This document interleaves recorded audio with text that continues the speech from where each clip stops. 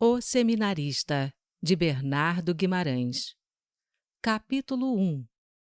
A uma légua, pouco mais ou menos da antiga vila de Tamanduá, na província de Minas Gerais, e a pouca distância da estrada que vai para a vizinha Vila da Formiga, via-se, há de haver 40 anos, uma pequena e pobre casa, mas alva, risonha e nova. Uma porta e 2 janelinhas formavam toda a sua frente. Um estreito caminho partindo da porta da casa cortava o varjedo e ia atravessar o capão e o córrego por uma pontezinha de madeira fechada do outro lado por uma tronqueira de varas. Junto à ponte, de um lado e outro do caminho, viam-se 2 corpulentas paineiras cujos galhos, entrelaçando-se no ar, formavam uma arcada de verdura à entrada do campo onde pastava o gado. Era uma bela tarde de janeiro.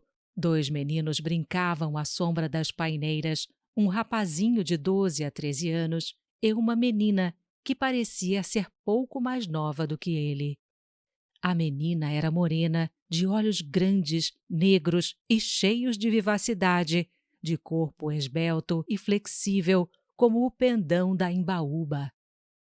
O rapaz era alvo, de cabelos castanhos, de olhar meigo e plácido, e em sua fisionomia, como em todo o seu ser, transluziam indícios de uma índole pacata, doce e branda. A menina, sentada sobre a relva, despencava um molho de flores silvestres de que estava fabricando um ramalhete, enquanto seu companheiro, atracando-se como um macaco aos galhos das paineiras, balouçava-se no ar, fazia 1000 passes e piruetas para diverti-la. Perto deles, espalhados no varjedo, umas 3 ou 4 vacas e mais algumas reses estavam tosando tranquilamente o fresco e viçoso capim.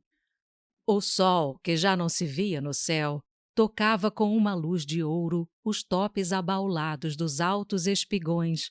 Uma aragem quase imperceptível mal rumorejava pelas abas do capão e esvoaçava por aquelas baixadas cheias de sombra. — Vamos, Eugênio, são horas. Vamos apartar os bezerros e tocar as vacas para a outra banda.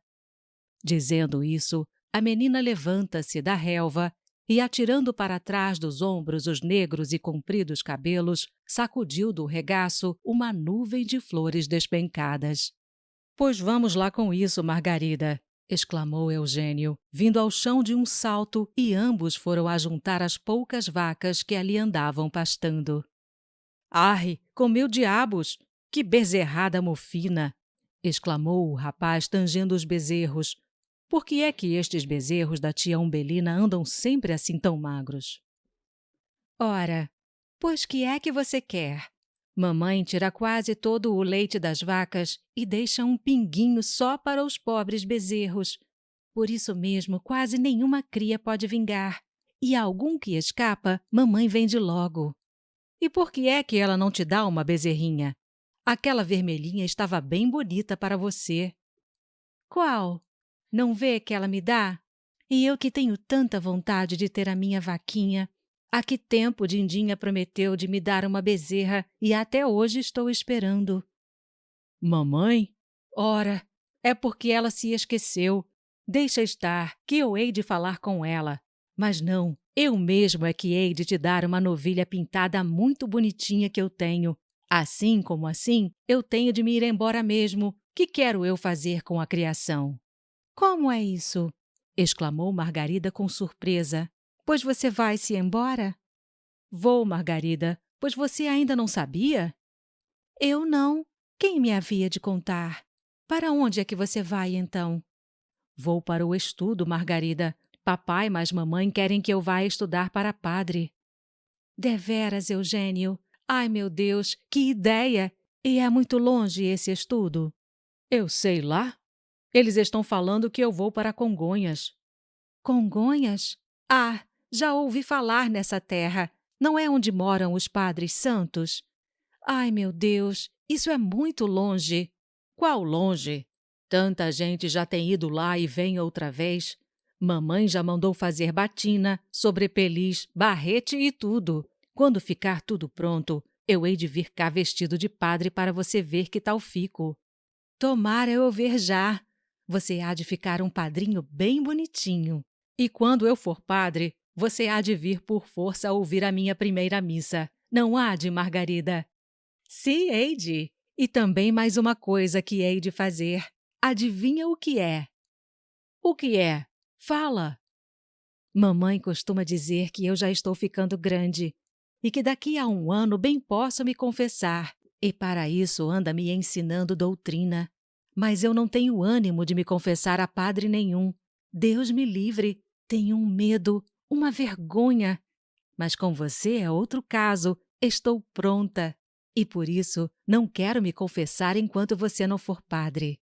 Está dito, Margarida. Prometo que há de ser você a primeira pessoa que hei de confessar. Antes disso, não confesso pessoa nenhuma desta vida. Eu te juro, Margarida. Muito bem, está dito. Agora me conta, Eugênio, quando é que você vai se embora? É para o mês que vem. Ai, meu Deus, pois já tão depressa? E você não há de ficar com saudade de mim. Se fico, muita saudade, Margarida. Quando penso nisso, fico tão triste que me dá vontade de chorar. E eu, pobre de mim, como vou ficar tão sozinha? Com quem é que eu hei de brincar daqui em diante? Não sei como há de ser, meu Deus. Eram quase ave-marias.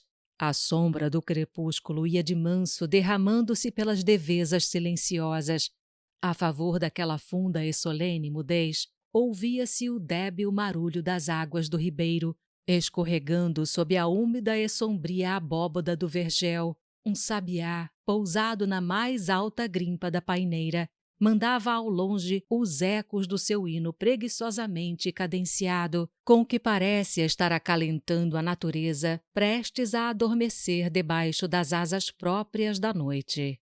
Os meninos, quedos e taciturnos, olhavam em derredor de si com tristeza. Pela primeira vez, cismas saudosas, anuviadas de um leve toque de melancolia, pairavam sobre aquelas frontes infantis. Dir-se-ia que nos vagos rumores do fim do dia estavam ouvindo o derradeiro adeus do gênio prazenteiro da meninice, e que no dúbio clarão róseo que afogueava ainda a orla extrema do ocidente, entreviam o último sorriso da aurora da existência. Foi Margarida quem interrompeu aquele triste silêncio. — Meu Deus! Exclamou ela. O que estamos aqui fazendo embasbacados? Há que tempo o sol já entrou, Eugênio? Está ficando muito tarde. Vamos, toca às vacas. Eia, dourada, eia, Minerva, duquesa, eia, eia. Eugênio correu a abrir a pequena tronqueira das vacas que ficava além da ponte.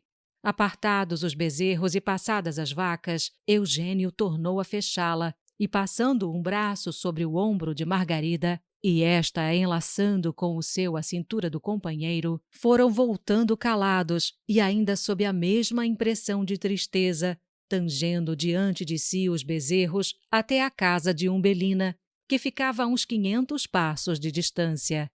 Margarida recolheu-se à casa e Eugênio, enfiando o caminho por onde viera, ganhou de novo a ponte e a tronqueira, deitou-se a correr pelo rincão afora, dirigindo-se para a fazenda que ficava a meia légua de distância.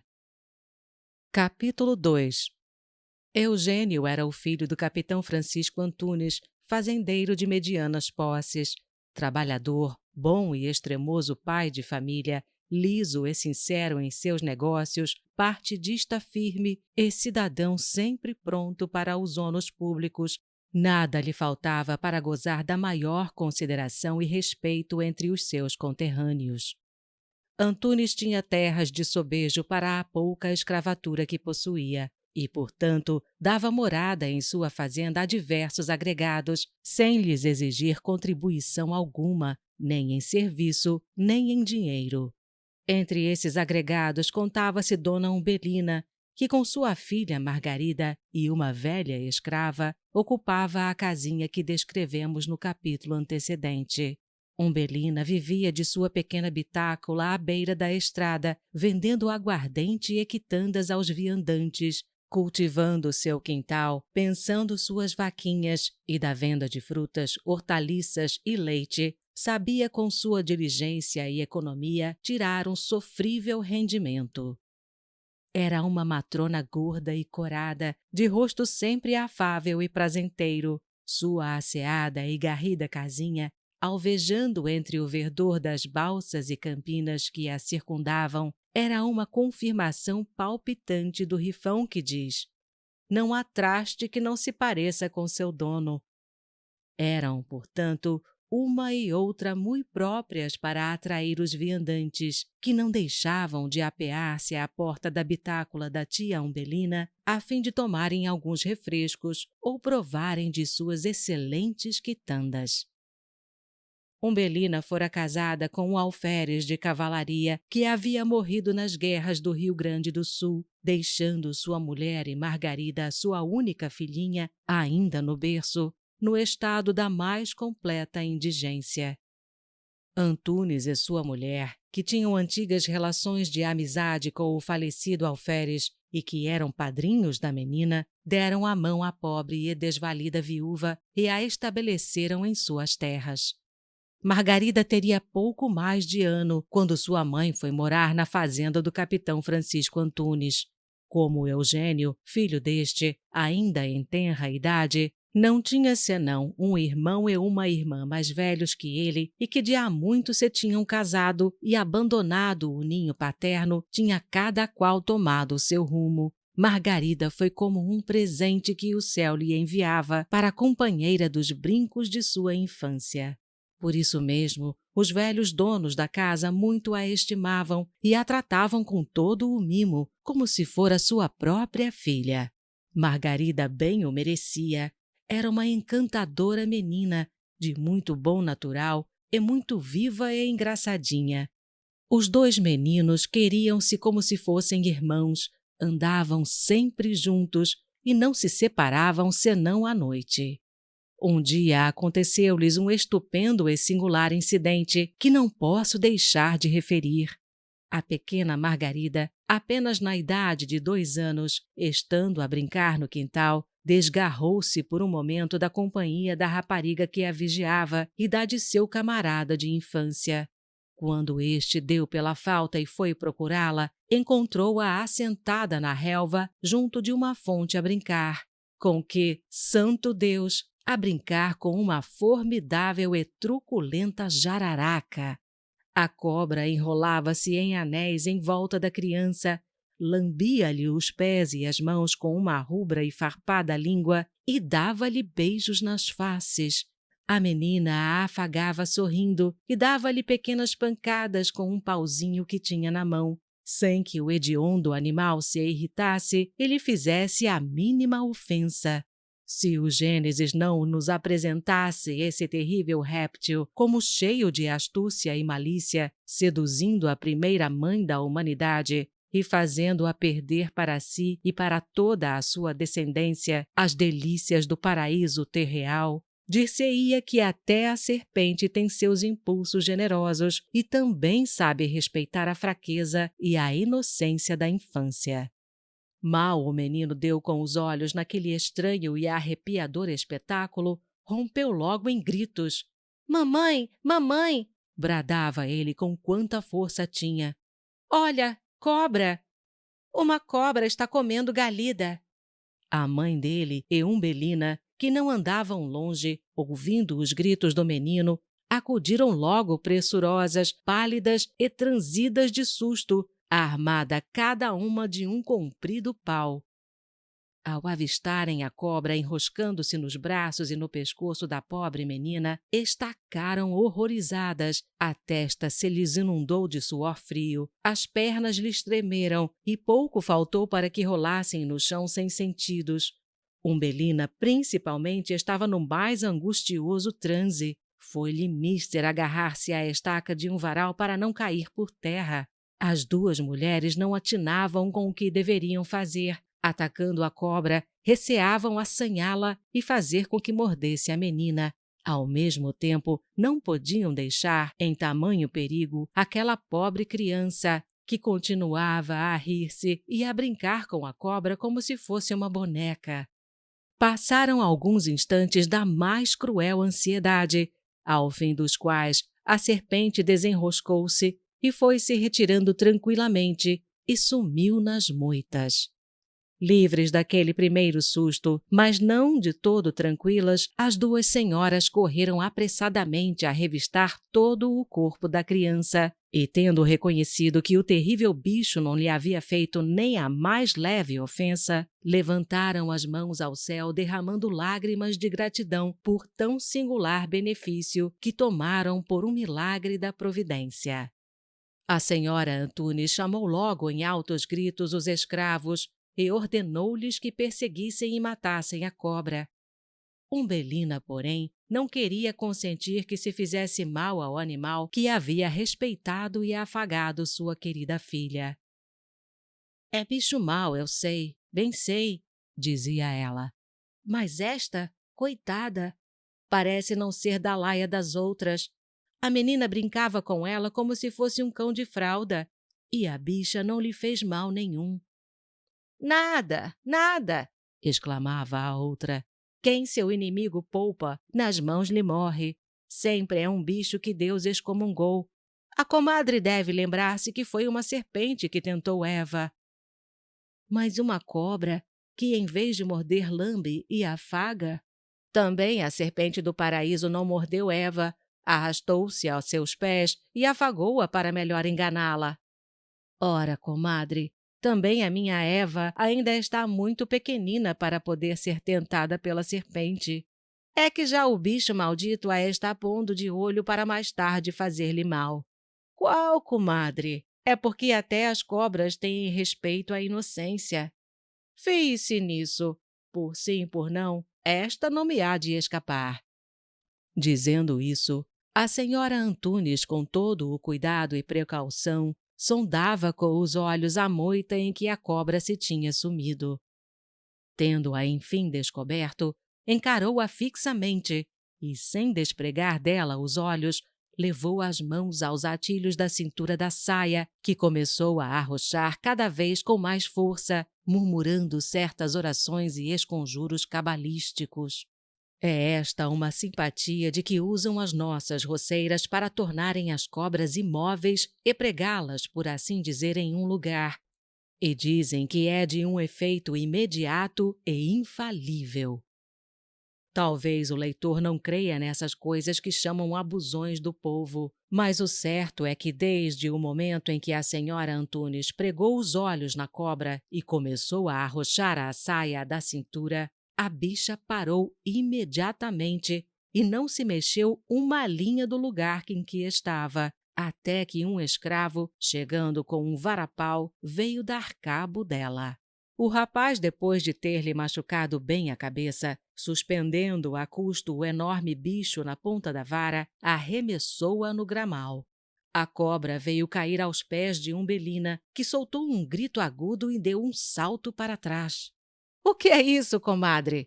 Está com medo? Exclamou a senhora Antunes com uma gargalhada, pois não quer ver o lindo e inocente bichinho, que ainda agora estava lhe beijando a filha? Jesus! Santo nome de Jesus! Bradou Umbelina, persignando-se e olhando de través o hediondo animal que se estorcia no chão. Que bicho medonho, de que escapou minha pobre filhinha! Ah, já está vendo? A comadre deve um favorão a Deus por ter permitido que a cobra não mordesse a menina. Anda cá, Josefa! Continuou ela dirigindo-se à escrava. Daqui em diante, mais cautela com estas crianças, ouviste?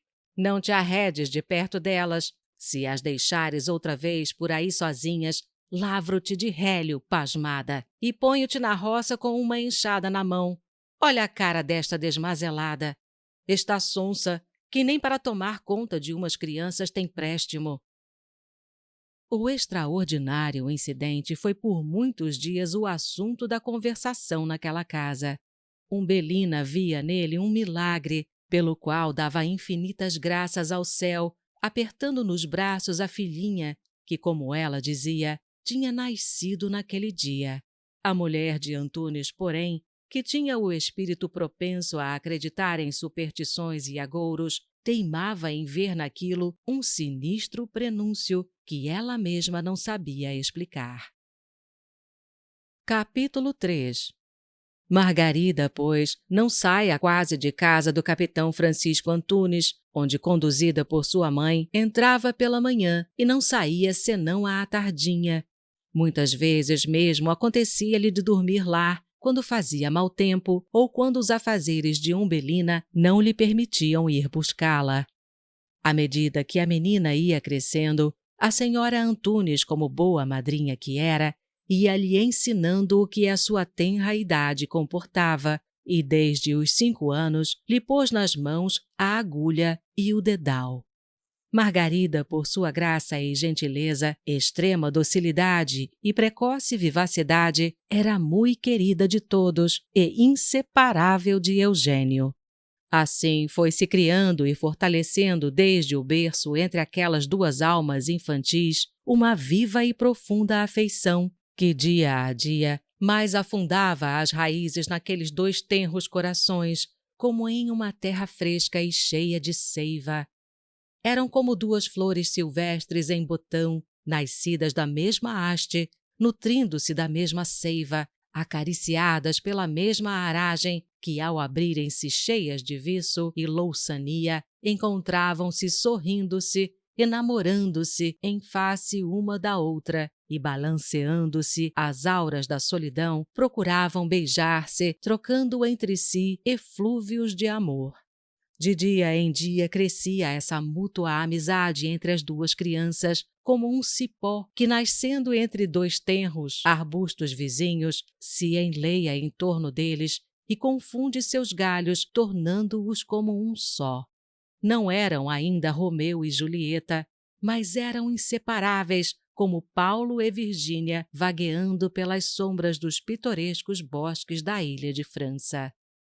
Entretanto, Eugênio tocava já aos seus 9 anos e um dia foi preciso mandá-lo morar na vila em casa de um parente, a fim de frequentar a escola de primeiras letras. Ah, foi esse um dia de prantos e desolação naquela pequena família. Parecia que ela havia sido fulminada por alguma grande desgraça. Umbelina e a dona da casa ralhavam e afagavam, sorriam e choravam ao mesmo tempo, os meninos resmungavam queixas e soluçavam pelos cantos da casa. O pai gritava, enternecia-se e exasperava-se alternativamente à vista de tanta choradeira. E tudo isto por causa de um menino que ia para a escola dali a 1,5 léguas. No momento de partir, foi a muito custo que conseguiram arrancar os 2 meninos dos braços um do outro. Foi necessário que Umbelina agarrasse à força sua filha, que se atirava pelo chão, estorcendo-se e rasgando as roupas em desespero. E queria a todo o transe ir correndo pela estrada afora, atrás do seu companheiro, que lá se ia em lágrimas e soluços. Por alguns dias, Margarida ficou metida em sua casa, triste e amuada. Uma dor de alguns dias já é para assombrar em um coração de 8 anos. Mas o tempo é o melhor, senão o único consolador das mágoas passageiras da vida. Sobretudo no coração das crianças, o seu bálsamo é de uma eficácia e prontidão espantosa. Assim, pois, com o tempo e também porque quase todos os domingos Eugênio vinha passear o dia na fazenda, Margarida foi se consolando e acomodando com a sua sorte. Eugênio esteve 2 anos na escola e, quando voltou definitivamente para a casa paterna, Margarida, que estava entre os 9 e 10 anos, já não era tão assídua em casa do fazendeiro. A menina já podia ajudar a sua mãe, sabia coser, bordar e era muito diligente em toda a espécie de serviço caseiro compatível com a sua idade. Portanto, somente aos domingos e dias santos, ou por acaso em alguma tarde, costumava aparecer em casa de seus padrinhos em companhia de sua mãe. Desde então, trocaram-se os papéis e era Eugênio quem não deixava a pequena casa da tia Umbelina, onde passava os dias quase inteiros junto a Margarida, ajudando-a em seus pequenos serviços ou pelos campos e capões vizinhos, armando arapucas e esparrelas para apanhar pombas, sabiás, inhambus, saracuras e outros pássaros com que obsequiava a sua linda amiguinha, a qual, com isto, mostrava-se infinitamente satisfeita. Os pais de Eugênio não deixavam de ralhar com ele em razão de não parar em casa. "Meu filho", dizia a mãe em tom de branda repreensão, "eu desejava bem saber o motivo por que não me paras em casa. Parece que não queres mais bem à tua mãe." "Quero, mamãe." "Não queres? Isto já é muito travessar. É preciso sossegar um pouco. Não paras um instante ao pé de mim? Não gostas do teu pai, nem de tua mãe?" "Gosto, mamãe." "Qual? Não gostas?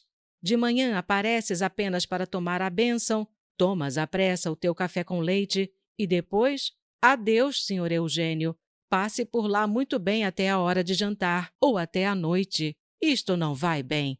Estou zangada contigo."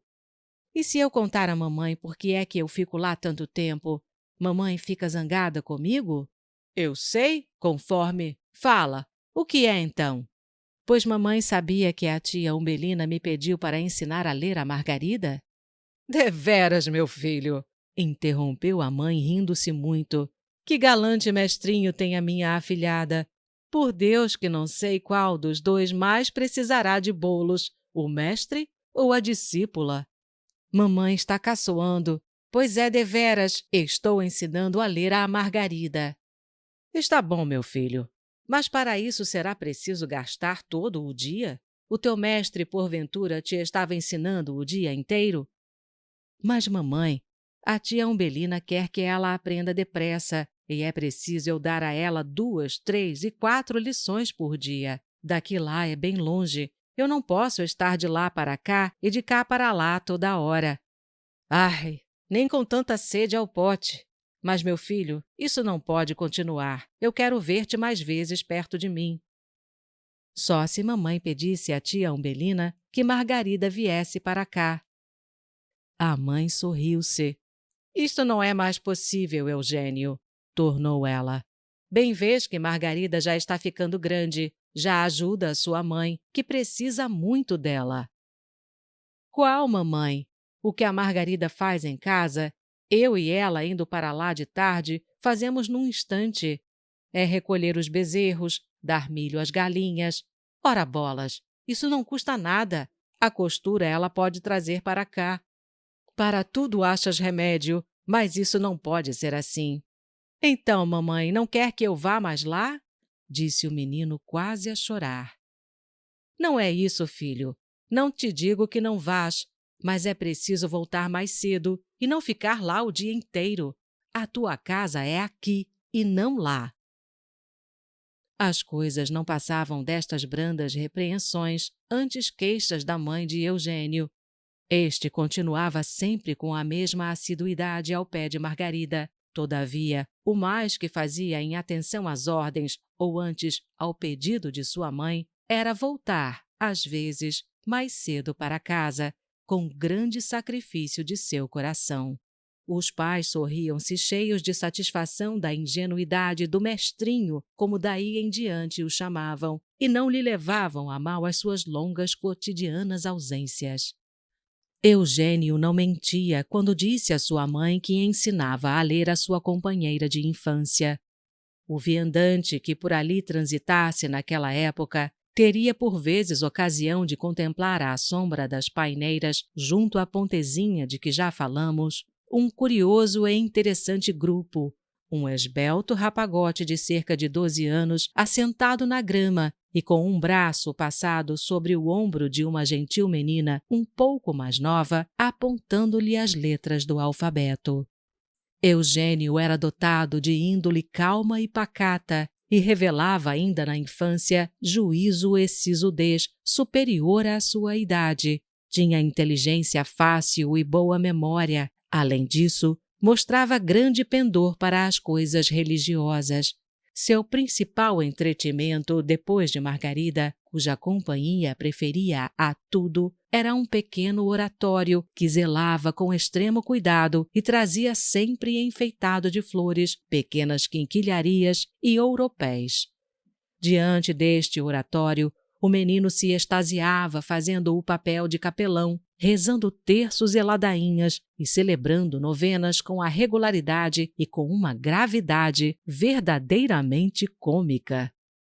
Seus assistentes eram os crioulinhos da casa e, às vezes, ele tinha por sacristão a Margarida, que com isto muito se encantava. Em vista de tudo isto, os pais entenderam que o menino tinha nascido para padre e que não deviam desprezar tão bela vocação. Assentaram, pois, de mandá-lo estudar e destiná-lo ao estado clerical. Naquelas épocas de crença viva e piedade religiosa, ter um filho padre era um prazer, uma glória de que muitos se ufanavam os pais e mães de família.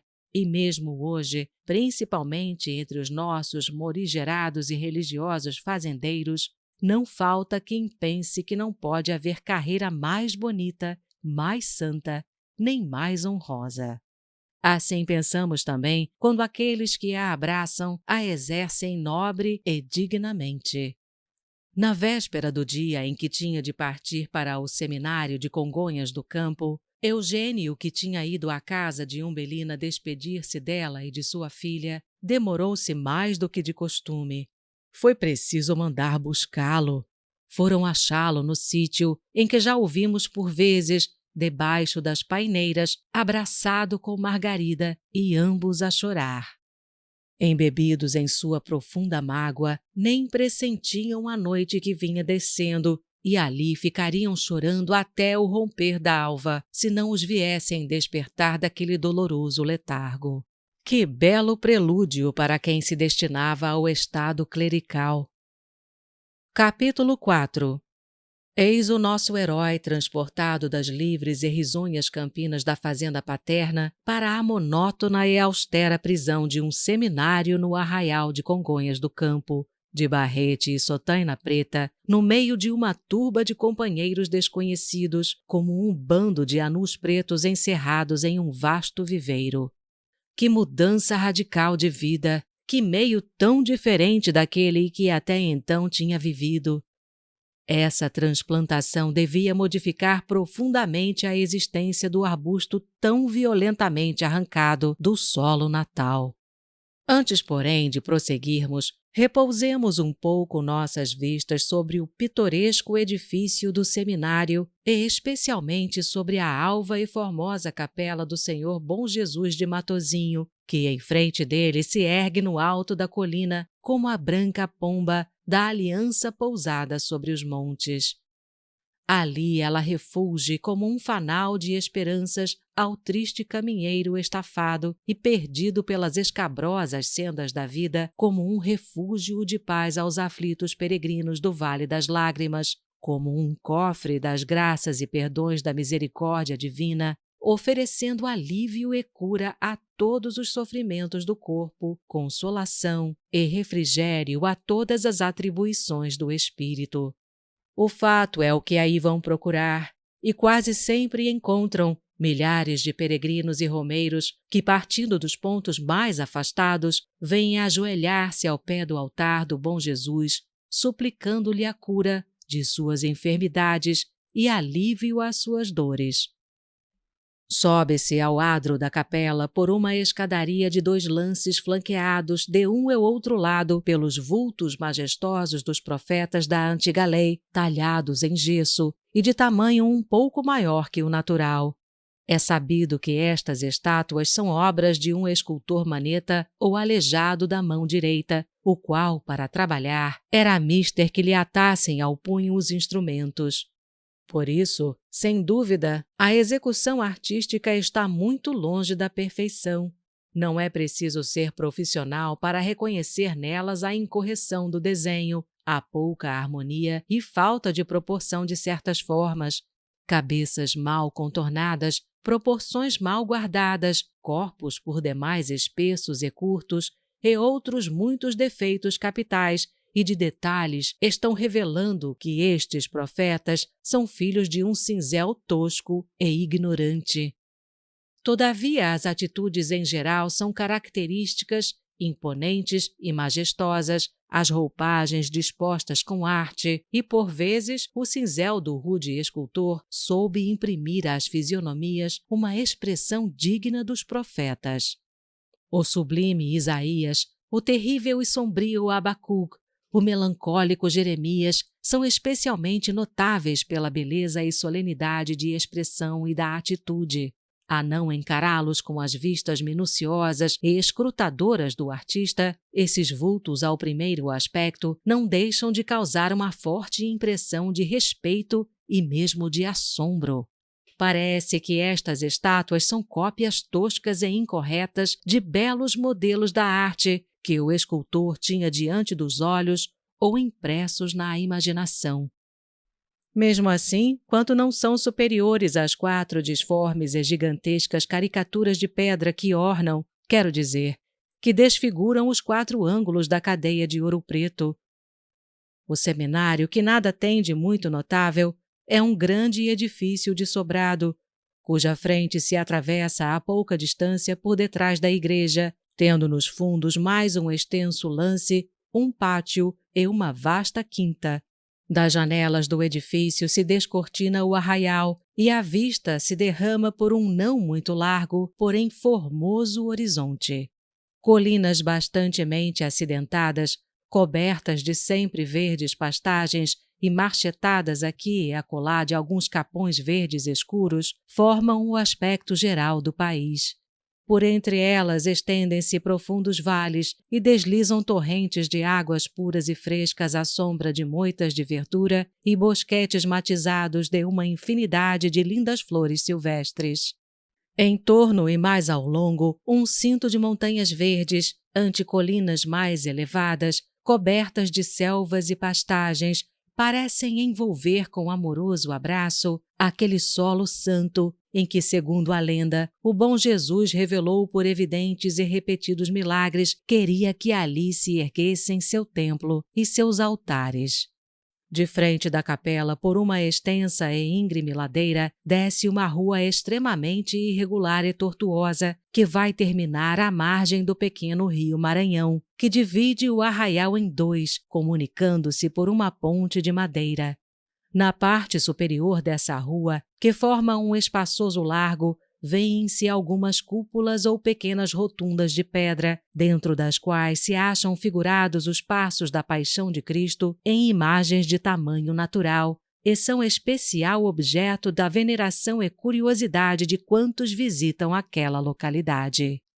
O arraial, derramado em ruas irregulares pelo pendor das colinas em uma e outra margem do rio, tem um aspecto alegre e pitoresco, e seus arredores monticulosos apresentam, às vezes, risonhas paisagens e aprazíveis perspectivas. Eis o novo cenário a que havemos transportado o nosso herói. O espetáculo não podia deixar de ser curioso e interessante, e nem a nova fase de vida em que ia entrar deixaria de ter encantos para um menino que tanto gostava das práticas de devoção religiosa e tão forte tendência mostrava para o misticismo. Contudo, aquele filho do sertão, acostumado a percorrer os campos e bosques da fazenda paterna, não pôde, a princípio, deixar de estranhar a severa reclusão e imprescritível regularidade daquela vida monótona e compassada do seminário. Mas o gênio pacato e a extrema docilidade de Eugênio, ajudados pela bossa da beatividade ou veneratividade que a tinha muito desenvolvida, fizeram com que em menos tempo do que qualquer outro se habituasse e tomasse gosto pelo seu novo gênero de vida, como se fosse o elemento em que nascera. Só uma coisa perturbava o seu bem-estar e lançava uma sombra na limpidez e serenidade do seu horizonte. Era a saudade imensa que tinha do lar paterno, e especialmente de Margarida, saudade que nem o tempo nem os seus novos hábitos e ocupações puderam jamais arrancar-lhe do coração. Nas orações, na igreja, no recreio, Nas horas de estudo e de repouso, Eugênio encontrava sempre 1000 motivos que lhe avivavam na ideia a imagem de Margarida. Na missa, ao entrar na igreja na fila de seus companheiros, se perspassando um olhar rápido e furtivo pelo grupo das mulheres ajoelhadas abaixo das grades divisava entre elas alguma linda e graciosa menina, se lhe afigurava ver Margarida.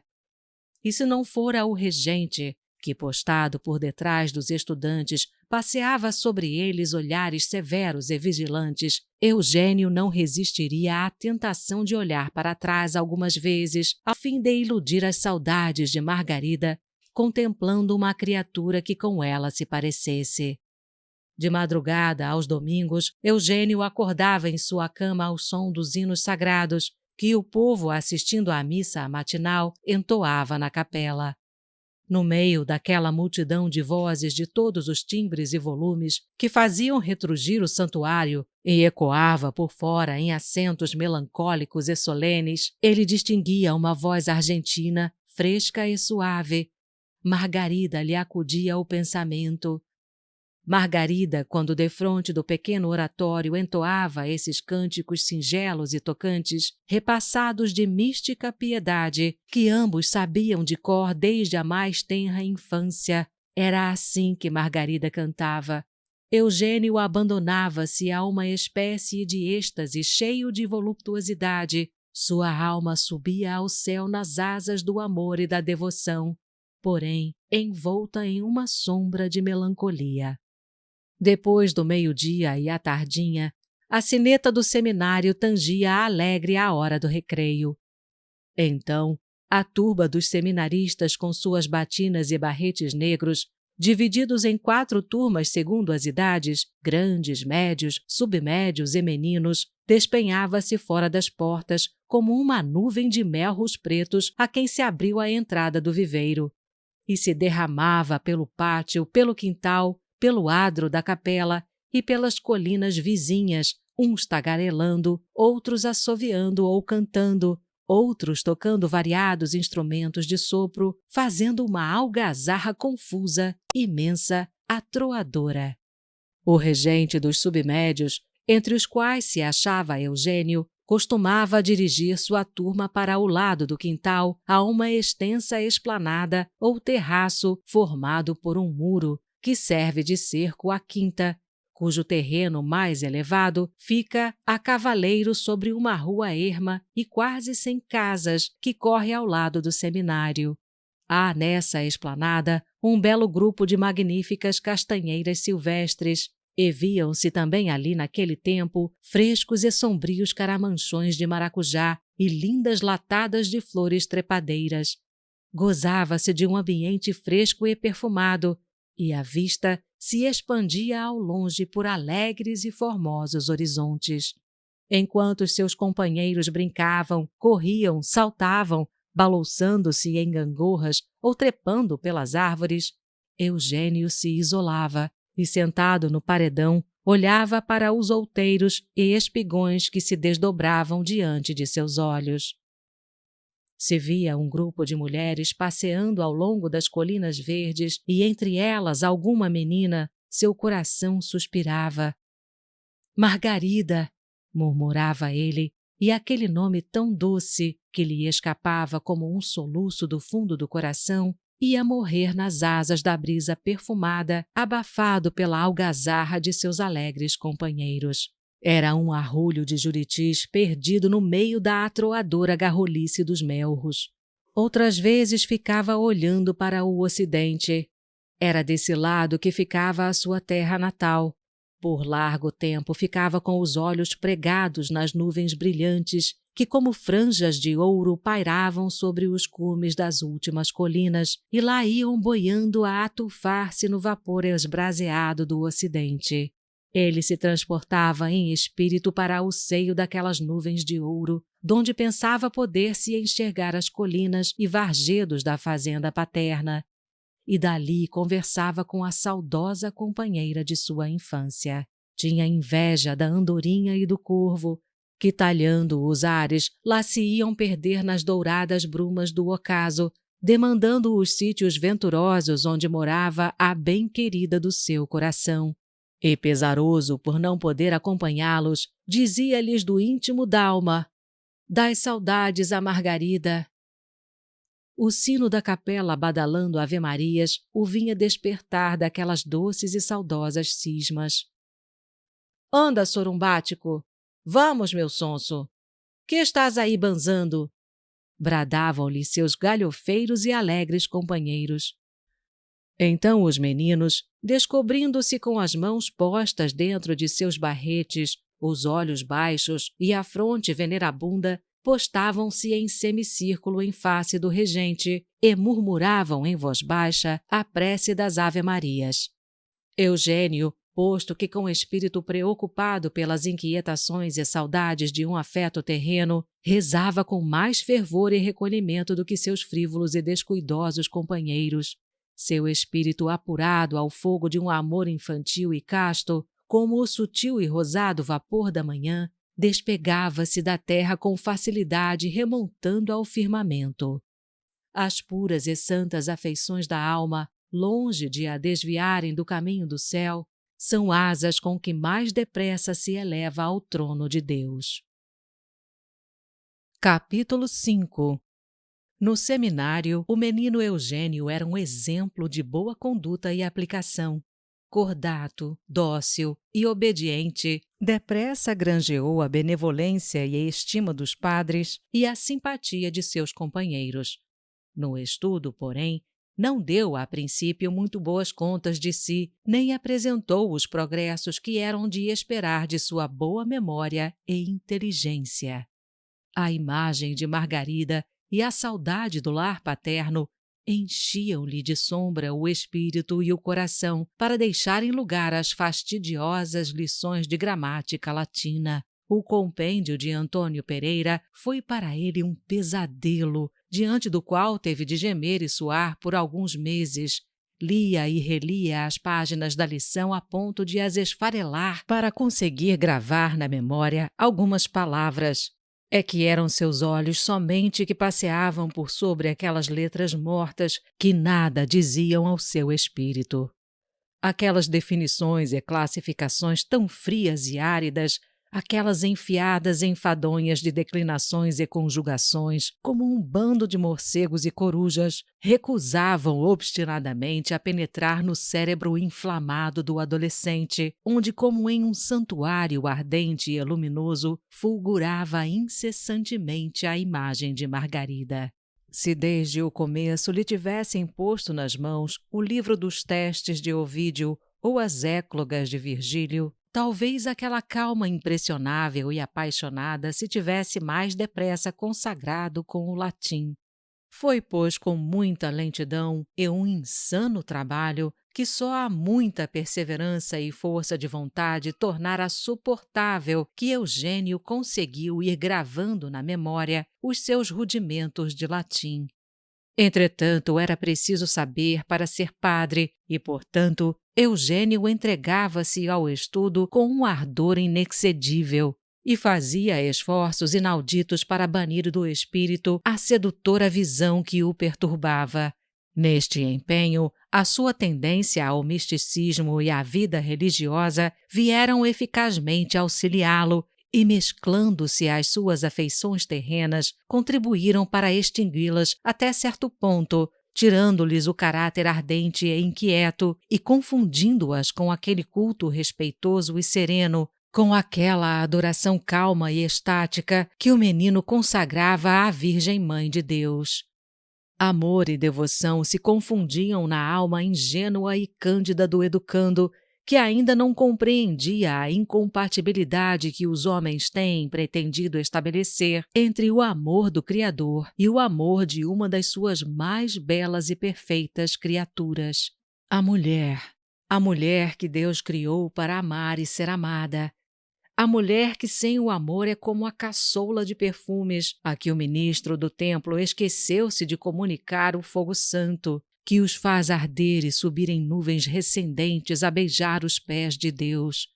Assim, o coração naturalmente afetuoso e terno de Eugênio Não podendo dar ampla expansão a seus afetos mundanos, se refugiava no asceticismo da devoção religiosa e derramava-se com efusão aos pés do altar, sem que esse culto da divindade excluísse dele o terno sentimento que experimentava por Margarida, sentimento de que ele ainda ignorava a natureza e nem lhe sabia o verdadeiro nome.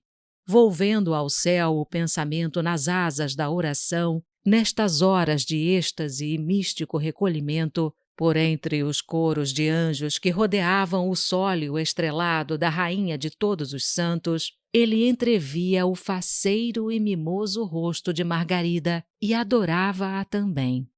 Assim, essa afeição pura e casta, a qual, se ainda não era o amor, era a sua fecunda e brilhante crisálida, amenizava, e como quem embalsamava com seu tépido bafejo os atos de devoção e a austeridade da vida claustral, enquanto a devoção, por seu lado, mitigando os ardores e impaciências daquele sentimento, impedia que se tornasse uma paixão imperiosa e fatal. Tinham os padres em muito apreço e estima as belas qualidades de Eugênio e, principalmente, a decidida vocação que revelava para o estado clerical. Ignorando o que se passava no íntimo do seu coração, assentaram de animá-lo naquele santo propósito com exortações e leituras adequadas a esse fim. Naqueles tempos, os dignos e veneráveis sacerdotes da Congregação da Missão de São Vicente de Paulo, aos quais tantos benefícios deve a província de Minas, não se descuidavam de empregar meios para atrair neófitos ao seio daquela respeitável corporação. Como os jesuítas, porém com mais escrúpulo e menos violência, procuravam dirigir a educação moral e intelectual dos meninos, de modo a inspirar-lhes o gosto pela vida ascética dos claustros e a resolvê-los a tomar a loba e o barrete dos congregados. Não ficaram totalmente sem frutos os seus esforços e viram-se muitos moços de famílias distintas alistarem-se nas fileiras dos filhos de São Vicente. Notando as felizes disposições de Eugênio, os padres não podiam deixar de nutrir a esperança de vê-lo no seu grêmio e, para esse fim, empregavam desde já habilmente os meios convenientes. Passaram-se assim 12 anos em que a vida correu para Eugênio, senão descuidosa e prazenteira como na fazenda paterna, ao menos serena e sem dissabores. Cada vez mais estimado dos padres e benquisto de seus companheiros, à medida que seu coração ia se acalmando, sua inteligência se desobumbrava e, fazendo rápidos progressos, compensava largamente o tempo perdido com a dificuldade dos primeiros esforços. É verdade que a imagem de Margarida nunca lhe saía do coração, mas já não o incomodava tanto, nem lhe agitava o espírito como outrora. Ela lhe aparecia como a figura de um anjo, desenhando-se ao longe e sorrindo-lhe tristemente por entre as brumas melancólicas do horizonte pavoroso. A lembrança de Margarida era já em sua alma essa saudade meiga e maviosa que nos espreme o coração e dele faz borbotar lágrimas de fel e de sangue. Passados 2 anos, porém, um incidente veio perturbar a uniformidade suave e serena, se bem que um pouco melancólica, da vida de Eugênio. Um dia, a íntima confiança que merecia de seus mestres e diretores ia se abalando profundamente. Eugênio já tinha entrado para a 3ª classe de latim e, começando a traduzir o livro dos Tristes de Ovídio e as Éclogas de Virgílio, sentiu-se tomado de um vivo gosto pela poesia. Para isso, o predispunham sua terna sensibilidade e ardente imaginação. Só esperava à mão que viesse coer aos olhos de sua inteligência inexperta o véu que encobre esses desconhecidos e encantados horizontes, essas paisagens fantásticas e deslumbrantes, tão cheias de magia, de luz e de harmonia, em que os espíritos elevados encontram tão grato abrigo contra a insipidez e as asperezas da vida real. Virgílio, de um lado, e Ovídio do outro, deram-lhe as mãos e o introduziram no templo da harmonia.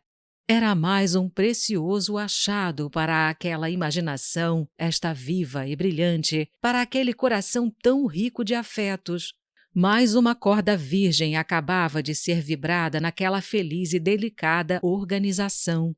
À devoção e ao amor vinha juntar-se mais um novo encanto na vida do adolescente. Mais um eco acordava melodioso no seio dessa alma tão cheia de harmonias íntimas e misteriosas. Religião, amor, poesia, eis os elementos que bastavam para encher aquela existência e torná-la a mais feliz do mundo. Era como 3 anjos de asas de azul e ouro que esvoaçavam de contínuo em torno dessa alma infantil e cândida e a arrebatavam aos céus em gozos inefáveis. Eugênio, pois, ao ler os primeiros versos de Virgílio, sentiu na fronte o bafejo do anjo da poesia que lhe dava à alma como um sentido mais, abrindo nela uma nova fonte de suaves e inefáveis emoções. As éclogas do imortal Mantuano o encantavam, as cenas do amor bucólico o arrebatavam, retraçando-lhe na fantasia, em cadentes e melodiosos versos, os singelos e aprazíveis painéis da vida campesina, em que tantas vezes ele figurava como ator, e fazendo-lhe lembrar com a mais viva saudade o ditoso tempo em que, junto com Margarida errante pelos vargedos e colinas da fazenda paterna, lidava com o pequeno rebanho de Umbelina. A não ser Padre Santo, que era até então a sua mais forte aspiração, a vida que mais lhe sorria à imaginação era a de pastor, contanto que fosse em companhia de Margarida. Não contente com admirar e sentir as belezas desses grandes poetas, Eugênio, que tinha em si um grande fundo de sentimento e calor poético, ensaiava-se às vezes procurando traduzir em estrofes as emoções de seu coração e as imagens que lhe pululavam no espírito. E quem senão Margarida, aquela beleza em botão, poderia inspirar os cantos daquela musa ainda no berço? Mas um dia Eugênio esteve a ponto de perder todo o bom conceito e estima que até então tinha merecido de seus preceptores. Eugênio se ocupava às vezes em escrever algumas coisas que não eram os seus temas de latim e escondia cuidadosamente esses manuscritos em que cismava longamente. Como os meninos estudavam e dormiam em um vasto salão aberto, esta circunstância não pôde escapar aos olhos escrutadores e perspicazes do regente. Picado de curiosidade, este entendeu que devia saber o que continham aqueles papéis. Portanto, na hora do recreio, incumbindo a outro o cuidado de levar os meninos a passeio, deixou-se ficar no salão e foi dar busca aos papéis de Eugênio, esperando não encontrar entre eles afora as listas de significados e os temas de latim, senão algum esboço de sermão ou talvez algum ensaio de hinos religiosos, com cuja leitura, já de antemão, se regalava a sua ávida curiosidade. De fato, encontrou alguns esboços informes nesse gênero, mas qual não foi a sua surpresa quando, entre esses papéis, encontrou também uma longa carta escrita no tom mais sentimental e uma porção de versinhos amorosos dirigidos a uma rapariga de nome Margarida. Que terrível auto de corpo de delito! Que sentença esmagadora! Que anátema tremendo pairava então sobre a cabeça de Eugênio, que a essa hora, sentado como de costume no paredão da esplanada do quintal, tranquilo e descuidoso, cismava saudades da sua Margarida.